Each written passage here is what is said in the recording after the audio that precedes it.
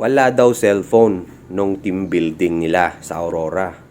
For me, it's not an issue. Oh? It's a good idea na walang cellphone. Bakit? Kasi pag may cellphone, no?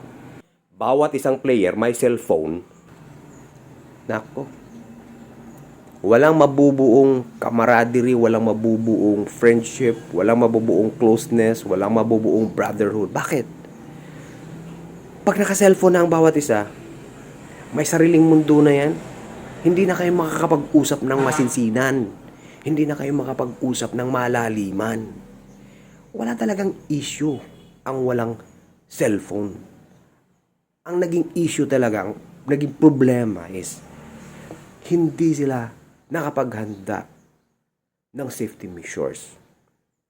Dapat talaga before sila nag-engage sa activity nila, paulit-ulit na lang ako nito, dapat may naka-deploy na mga kayak or boats sa dagat para maiwasan ang disgrasya. Yan lang naman ang naging problema dun. Walang problema kung walang cellphone. Para sa akin, maganda yun. Para makapag-usap ang mga players ng masinsinan, ng malaliman. Ano bang gagawin natin sa paparating na UAAP season? Ano? Kukunin natin kampyonato? Ano? Mga ganun. Pag may cellphone na, sigurado may mga girlfriends yan. Mga bata yan eh.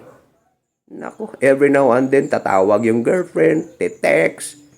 Nako, walang mabubuong camaraderie.